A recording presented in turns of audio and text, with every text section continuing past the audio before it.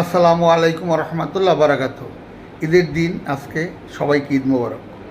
আর সেই ঈদের দিনে স্কুল ছাত্র রাকিব হত্যার সুষ্ঠু তদন্ত ন্যায় বিচার পাইনি আমি একজন অসহায় বাবা।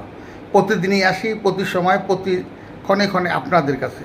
আজকে সেই ঈদের দিন, সেই ঈদের দিনও আজকে আপনাদের কাছে আসলাম ঈদের শুভেচ্ছার মাঝে স্কুল ছাত্র রাকিব হত্যার সুষ্ঠু তদন্ত এবং ন্যায় বিচার না পাওয়ার কারণে, এবং সুষ্ঠু তদন্তগুলো করল না কারা?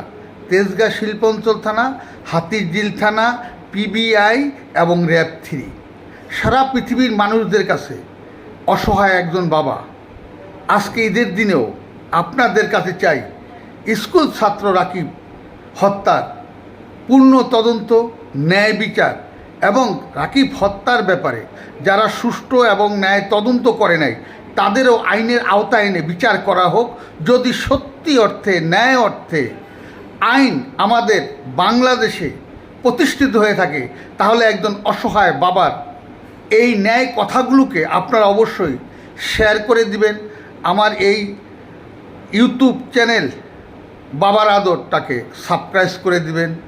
আপনারা বেশি বেশি করে শেয়ার করলে হয়তো ইনশাল্লাহ আল্লাহর রহমতের বরকতে আপনাদের অশেষ ভালোবাসায়, অশেষ দয়ায় এই অসহায় পরিবার রাকিব হত্যার হাজার হাজার মানুষ খুন গুম হত্যা হয়েছে, তাদেরও সুষ্ঠু তদন্ত হোক, ন্যায় বিচার হোক।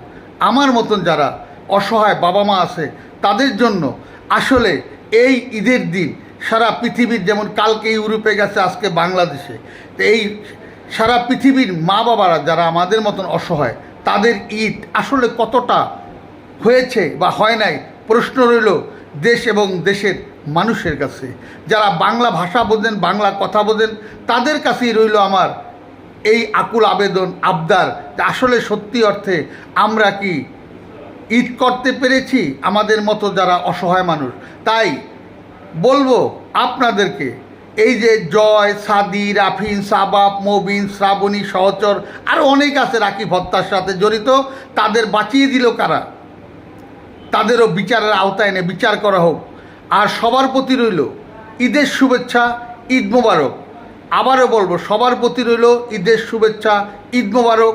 আমাদের অসহায় মানুষের প্রতি আপনাদের থাকুক একটু সহযোগিতা, একটু সহানুভূতি, একটু সহযোগিতার হাত এবং একটু ভালোবাসা। কি ভালোবাসা?